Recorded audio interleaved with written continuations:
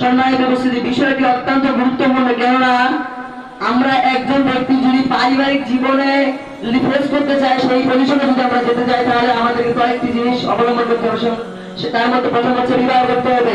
কেননা আমরা বিবাহ না করে আমরা পারিবারিক জীবনে আমরা পৌঁছাতে পারবো না। বিবাহ করতে হবে।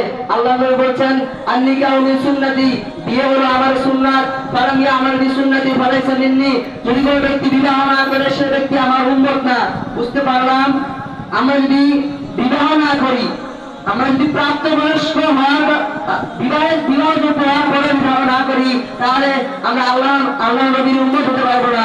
আর হাদিসের মধ্যে আল্লাহ বলছেন যে বিয়ের মাধ্যমে একজন মুমিনের বা একজন ব্যক্তির ইমানের পূর্ণতা লাভ পায়। তাই বিয়ে করতে হবে এবং কি ভালো একজন নারীকে বিবাহ করতে হবে।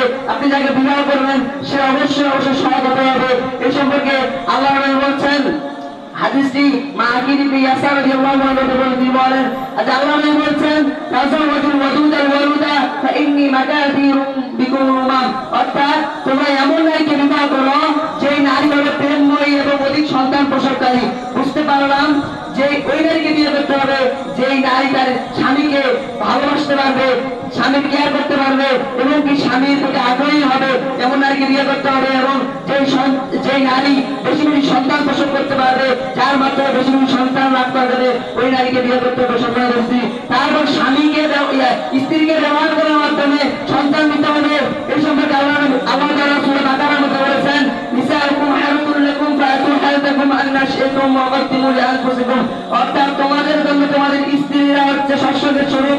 তোমরা তোমাদের ইচ্ছে মতো তাদেরকে ব্যবহার করো এবং কি তোমরা তোমাদের বংশ বিস্তারের সূচনার জন্য সন্তান গ্রহণ করো। বুঝতে পারলাম, একজন সৎ স্ত্রী সিলেক্ট করতে হবে এবং ওই স্ত্রীর মাধ্যমে সন্তান লাভ করতে হবে।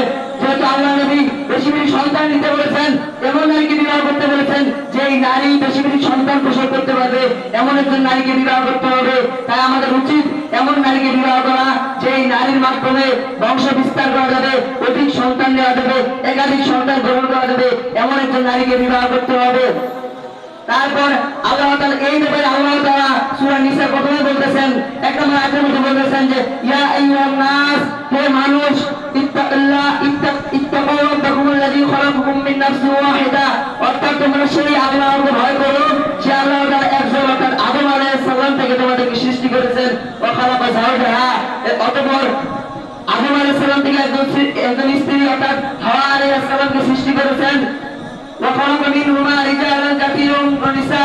অর্থাৎ সেই দুজনের মাধ্যমে অর্থাৎ আদম আলাইহিস সালাম এবং হাওয়া আলাইহিস সালামের মাধ্যমে অনেক নারী পুরুষ সৃষ্টি করেছেন।